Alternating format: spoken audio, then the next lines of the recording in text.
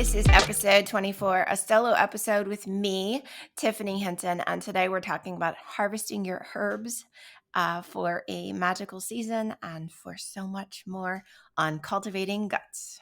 Hello, it's Tiffany, and welcome back to Cultivating Guts, a podcast where we discuss gardening, homesteading, gut health, and following our intuition.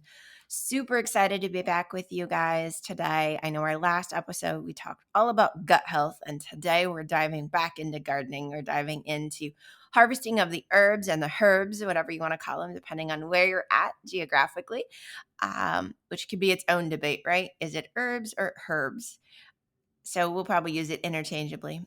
I've had so many insightful moments, and actually yesterday I spent about an hour and a half doing just that, harvesting the herbs and getting them ready. And so we're going to talk about what does that process look like?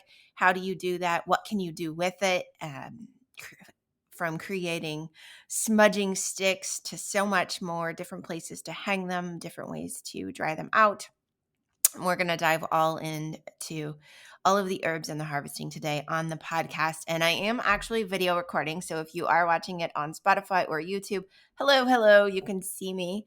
And if you want to check us out on YouTube, our YouTube channel is youtube.com/Tiffany Hinton. We've got past episodes over there as well from Cultivating Guts that you can check out on YouTube. Feel free to leave us a message on YouTube if you have any questions, or if you just want to share a video on YouTube somewhere else. We appreciate that so much. What else do I need to tell you? I need to remind you guys to subscribe, like, and review the Cultivating Guts podcast. Click follow on Spotify. So as we release brand new episodes, you will be alerted and you can go out and listen to those or watch them. And if you let us know that you've subscribed and rated and reviewed the podcast, send us a screenshot of your review. We will send you our 4-day Hacking Your Health Gut Detox Plan. Also, if you're listening, screenshot your favorite part of the podcast today and share it on Instagram. Love resharing stuff. Actually, just had a reel go viral this morning, which is kind of crazy. And now I'm like, do we do garden gymnastics? More to come on that. Different episode, definitely. But it's super fun, right? And I'm so grateful you're here. And for all of our amazing listeners that are helping the podcast grow, cannot believe we're almost at episode 25. That is amazing. So continue to share this with people that you know it can help, that it will create inspiration. And before we head into the show, here's a quick word from our sponsor.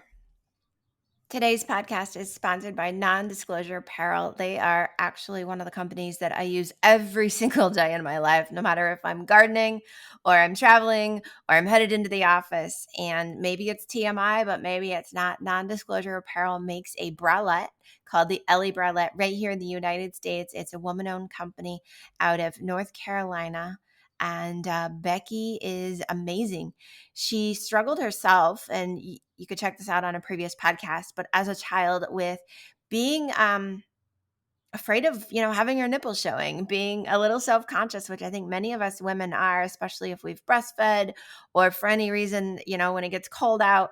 And so we want something to feel comfortable in. We want something not only to feel comfortable in, but to feel confident. And that is where NonDisclosure Apparel comes in. I love them so much because they are super comfortable. They make them in all sizes, from what they consider their small, which fits like a teenager or somebody who's just getting into wearing a bra, all the way up to a large, and all those wonderful sizes in between in some really great colors. And I do have to say, my go-to is Storm.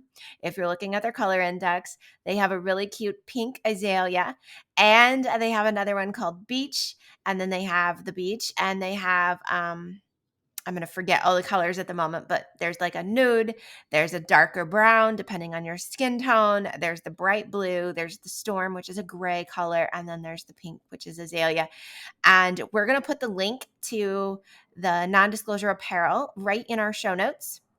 And you can also find it in our Instagram bio, in our Linktree link there as well. And I'm super excited to share them with you, because if you've been looking for a bra to garden in, to work out in, to do your yoga in, or just to run your kids to and from summer camp, this is it. This is the one.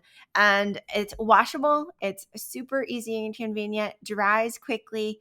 It, for me, keeps myself feeling confident and comfortable, but actually also able to go out and do the hard work in the yard. And so with that, I do want to encourage you guys to each check out Non-Disclosure Apparel and find the perfect Ellie bralette for yourselves.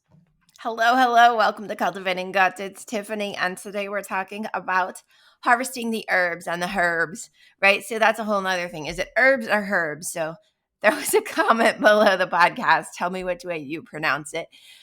It is time to do some of that harvesting. Things are starting to flower. Certain herbs you want to harvest before they flower. Certain herbs you want to harvest when they're flowering because you want the flower. And there is so much involved in that. And so we're going to talk about that today, right? How do you know it's the right time to harvest? What do you do to harvest? What does it look like to store them? How do you prepare them for winter? Can you make crafts out of them? Sachets, smudge bundles? Yes, you can do all of it. Anything you've ever dreamed of, it can happen. So if you're watching the video, it might be helpful. If not, I'm going to try to explain as we go so you can walk and talk or drive and we can talk, however that works out for you and you're listening online. There is a moon calendar wheel. I love it. From the, I just stuck my tongue out if you're not watching the video because I can't remember. Oh my goodness. It's not coming to me. Anyway, this is the wheel. It'll come to me in a little bit, but you basically spin the wheel and it tells, and you line up the moon phase with the date on the calendar. So we're getting ready to go into a full moon on the 14th. So I'm going to find the full moon and line that up, which means that days 12 through 16 are cultivate only, do not plant, best days to fertilize, right? And so if I'm cultivating only, because things will get little weak, spindly growth, it is a good time to harvest, right? Things that are ready, because we're not planting right now. We're cultivating, we're weeding, we're getting things ready, we're applying manures, we're applying rabbit poop. I did all of that this past weekend, from fresh straw to help keep the weeds at bay, to help lock in moisture for these super hot days that we're going to get in Chicago. It's going to have 100 degrees this week. Added the rabbit poop, which is a cold poop. That's a whole nother podcast, hot poop, cold poop. And then realized that many of our herbs are ready to be harvested. So I have a couple of different pairs of pruners, little skinny ones and some bigger like kitchen shears that I prefer to use. And those are my two go-to pruners when it comes to harvesting stuff I'm going to bring into the kitchen and use.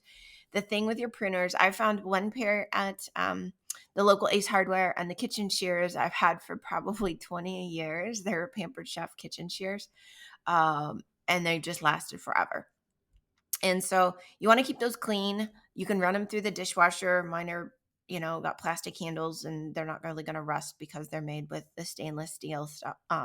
And the reason you want to keep them clean is you don't want to introduce bacteria into the plant when you're trimming, but you also want to make a clean cut. And so you don't want them to get like, I don't know, bad on the ends, or like dull, I guess is the word I'm looking for.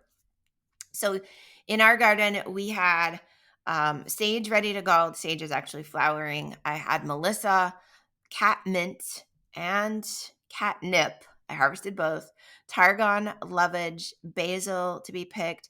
Yarrow blossoms. You want the yarrow flowers. So I picked some yarrow flowers. I had rosemary ready. Lemon thyme was ready to be harvested. It was actually flowering. And there's cilantro. I did not pick it yesterday, but it is ready. There's dill that's ready. It's not flowered yet, but there is dill. So wide variety of stuff. I posted a picture on Instagram yesterday of my harvest basket, and it had a bunch of different things in it. And so how do you know when to harvest what, right? And so there's a couple of things there. I've got my books, which is crazy, but it's also fun. So I'm going to show you a few things and I'll explain it as well. In the Green Witch Goddess Planner, in the back of the planner, you're going to find monogram pages. Love these monogram pages, right? And they allow you to either take a picture and glue it in or draw what the plant looks like. It talks about what's the Latin name, what's the common name of the plant, right? If you're talking to different people, different plants have common names. Where's it native to? Is it like a North American plant, or was it native to Asia, or was it native to Europe? What is the plant family? Is it part of the aster family, the daisy family, or is it part of a different family? What parts do you use? And this is important when you're harvesting the herbs. Do you use the flowers like yarrow? Do you use the leaves like basil and dill? Or do you use the roots like a horseradish? And so you need to know which parts to use. You also then can look up and start to keep your own book, and I'll show you what that looks like. Or you can use multiple pages from the planner. What is the herbal action? What's the medicinal action? What's the constituents? What's the energetics, the magic of the plant? And then what are there any warnings, right? If you're pregnant, are you supposed to use it, not use it? Can you give it to children? If you take too much, will you show up positive on a drug test like certain poppy plants? Like, what are the warnings that go behind the herb? And as you start to move into herbalism and using things for cooking and teas and salves and tinctures and making vodka, you need to know kind of those different properties of the plant. And so what I've done is I have a couple of different resources that I love to use. One of them is called The Lost Book of Herbal Remedies, and it was written by Nicole Apolina, Apelian. I found this on Amazon. Actually, I found it initially in an Instagram ad a couple years ago. Then I ordered it off of Amazon. It's a big, heavy-duty book, and inside it has the monograms for all the different herbs, trees, flowers that are considered herbal, right? Medicinal healing, herbal healing, things like that. So right now I've got lovage tagged because that's one of them that I'm adding to my personal book, which I'll show you that too. And so it talks about the official name for lovage. It tells us it's part of the celery family. It tells us how to identify lovage. Like, it can get 6 feet tall. Mine this weekend before I harvested it was taller than me. And it talks about the smell of it and the blooms and what does it look like. It's edible, right? It can be harvested for menstrual cramps and cycling health, preventing kidney stones. It's an antihistamine. It helps with joint pain. And then she talks about different recipes to make lovage tea or tinctures. Imagine adding lovage to your brandy or your vodka and then mixing that with simple syrup or with honey to make, excuse me, what am I looking for? Like a medicinal, like something you could give your children if they were having issues, right? So that is just the lovage page, okay? And so in the Lost Book of Herbal Remedies, there's so many of these. And so as I'm studying more and more about herbalism, I keep going back and I'm looking up stuff. And I love that she's got photos and different things in the book. Okay, I'm going to put a bookmark here because I am actually working on that lovage page because I harvested it yesterday and I was looking for different things to do with it, recipes. What I'm doing personally is I picked up a journal at Barnes & Noble. Absolutely love it because a couple of things about it. It's heavy, it's hardcover, it looks so magical, but it has a tree on it. And so it reminds me of functional medicine, and it has all these little wheels and gears of the tree, and the roots go into the earth, and there's more wheels and gears, and there's birds. And anyway, it's just this magical cover. Inside, I have made a list of plants that grow in the Hecate's garden, made a list of plants that grow in the potterage, started to make those monogram pages for every plant that is growing, from foxglove to witch hazel to elderberry to yarrow. And so if you're on the video, you can kind of see I have my own notes. All right. So why do I do this? So when I go out to harvest, I can quickly reference which part am I harvesting.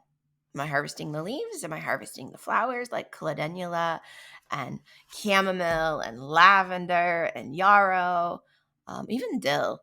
You want the flowers. You always want to harvest all those flowers. If I'm harvesting thyme and basil and sage and lovage and tarragon, even lavender, I want the leaves, right? And then if I'm harvesting horseradish or echinacea or dandelions, personally, I want the roots. And so that's helping me learn more and remember, right, through intuition, what parts of the plant to harvest. Now, once I've picked them, and I have a it's called a Trugger. It's a long green basket from Junk Seeds that has a strainer on one end. So I can put the things in the basket. I can quickly hose them off with the water hose and then strain the water out. For certain herbs, that's good enough. For other ones, I will still bring them into the kitchen and wash them in the kitchen sink and then lay them on a tea towel and dry them to get the extra water off.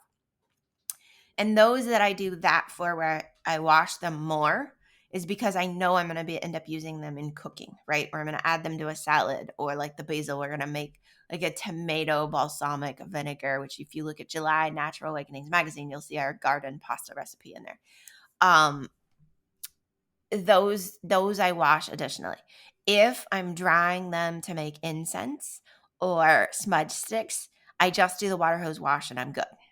And I don't worry about like additionally washing them. You'll want to wash them for a couple of reasons, right? And you can soak them in water as well. You want to do that because they might have little worms on them. I mean, they are garden plants. You don't necessarily want to eat grit if you've got sandy soil or something else. You also want to make sure you don't have any other little bugs that have like climbed up in there. And you don't, one of the things you want to look for when you are harvesting is don't harvest anything a caterpillar's eating, right? We need the caterpillars, we need the butterflies. Don't necessarily harvest if there's a cocoon on it. Be careful of praying mantis, right? Because they look like leaves sometimes. If they're Japanese praying mantis, they're green. So just watch that so you're not necessarily harvesting on accident things that are helping the biodynamics of the garden. Okay. So now that they're inside and they're clean, I yesterday did a couple of different ways. With the catnip, which I know we'll use later to make treats for cats or put into sachets to make stuff for the cat to play with, right, or the neighborhood cats. For those, I basically took the catnip and I took the top of them, put them all together, made all the leaves go down, wrapped the top with cotton string, tied it in a knot, and hung it in the greenhouse on a hook. Did the same thing with a bundle of lovage, just hung it in the greenhouse. With the yarrow blooms, those flowers are in the house hanging on the indoor clothesline. Again, upside down, 3 of them put together, strung together at the top, and bundled that way. For the basil, the tarragon, the things that I know I'm going to dry and like take off the stem, like I just want the leaves, those are laying in my air dryer. So what is my air dryer? My air dryer is this long net cylinder with shelving, and it unzips, and I put parchment paper down, and then I put the herbs single layered on the parchment paper, and then it's all netted. And again, I found this on Amazon. They sell them a bunch of different places. It'll take 2 to 3 weeks for them to dry out, especially because the air conditioner's on in the house, but they will naturally dry out. They will hold in all of their plant essence. They'll hold their magical properties because they haven't been cooked or boiled or any of that stuff.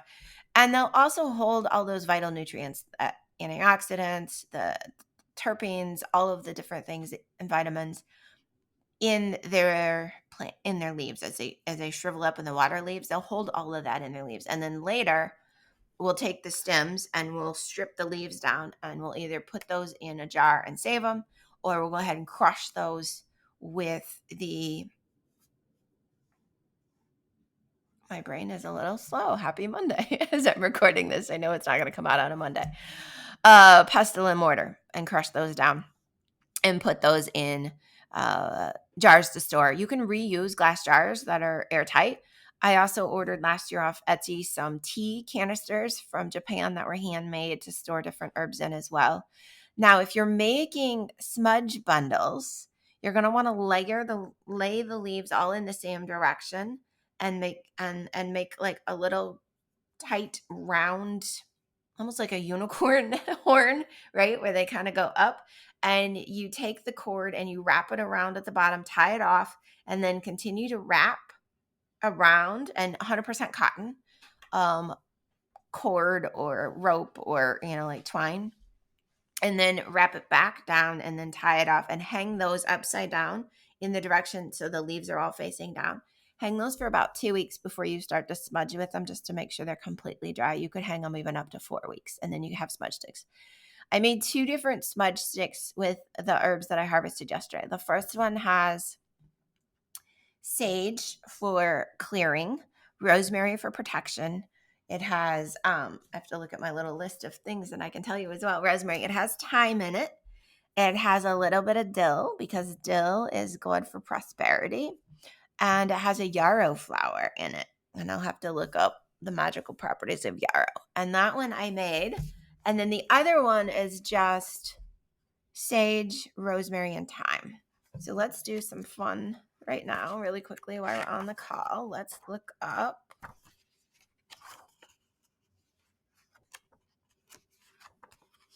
Don't ever burn foxglove, by the way. It will make you sick. Okay. Yarrow is for courage and for releasing and healing.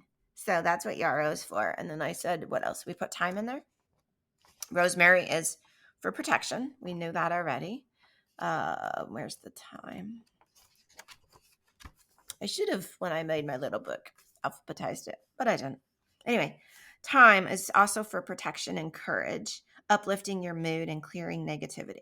So the smudge stick that I pretty much made is for courage, protection, clearing, because it's got both the thyme and the sage, and for prosperity with the dill. And so those are super fun to make. So I have 2 smudge sticks. Again, they're in the Instagram stories, and I think I even put them in the garden highlights. And that is how I'm saving the herbs. If you go in our reels to like last winter, probably in November, you'll see a picture where I'm cleaning off the dried stems of the herbs and putting those, crushing them down and putting those into jars to store for canisters, labeling them, and creating spices to create in the kitchen. Do not necessarily harvest everything, because a lot of your herbs are perennials. So even if you need the root, harvest part of the root and then allow it to, or if it's brand new this year, you might not be able to harvest the root for 2 years. Let it get really hardy. Like my horseradish, when I first put it in, I didn't harvest it for the first year. The second year I took a piece of root, right? And now it's like very, very hardy. Same thing with echinacea. I've not harvested my echinacea yet. I've moved it a couple of times. That's why. And now I'm letting it kind of build back up so it will be able to harvest. And I planted additional echinacea last week as well in the garden. So we'll have more echinacea plants. With the Melissa, I harvested it. Last year was the first year we planted it. In the US, it's also known as lemon balm, is a common name, or common balm. That one we harvested yesterday a lot because it's much bigger. That's second year. Same thing with the cat mint and the catnip. They're so much bigger. But definitely like thank the plant when you're harvesting it. Maybe even for certain ones, ask permission before you harvest. Make sure it feels like it's available to give you energy and that it's sustained enough. And just be mindful of that. If you've got any questions about harvesting herbs, please reach out. Let us know. Definitely don't necessarily go out and forage them through forest preserves. That'll get you in trouble. Make sure that you're growing them on your own property, or if you're harvesting them from somewhere else that you've asked permission. And just have some fun with it. Create some magic. Be creative. You can change the color of the 100% cotton string that you're using. Yesterday I used green because I'm right now into this green. But if I was making something for summer solstice, maybe I'm going to use a yellow string around the smudge stick in preparation. Maybe some yellow flowers, and and just kind of creating that light and variance. So you can also, if you want to make smudge sticks and you don't have an herbal garden, I will say you can go to the grocery store and get fresh herbs from the refrigerator section of like where the produce is, and then make the smudge sticks with those fresh herbs and then let them dry, and then for 2 weeks at least, and then you can do that as well. So summer solstice is coming up in about 9 days. If you hear this today and you're like, oh my gosh, I want to make my own smudge stick for summer solstice, go ahead and do it. Just put the smudge stick somewhere where it's warm and dry in your house, and it will dry out. So then you can use that for smudging and for your rituals for summer solstice. All right, guys. Thanks for tuning in to Cultivating Guts. And with that, I'll send us out to the closure. Bye. All right, you guys, I hope you enjoyed this episode. Share with me what your favorite part was. Is there anything you took away that you want to try? Maybe smudge sticks or drying your own herbs or something even more exciting from this podcast that just was like eye-opening. I'm here. Ask me any questions. Satnam, I love you guys. So if you love this episode, remember to share it with your friends and send it to anyone who may love this inspiration and information that we shared. To get my newest book, The Ultimate Green Witch Gardening Planner, visit Amazon or our website, www.cultivatinggut.com, or visit our Etsy shop, Lily and the Green Witch, and get the PDF version that you can reuse season after season. To get all those details, head over to www.cultivatingguts.com, and you'll see everything you need to get started with your gardening masterclass and get yourself up and going and growing your own food to help your gut.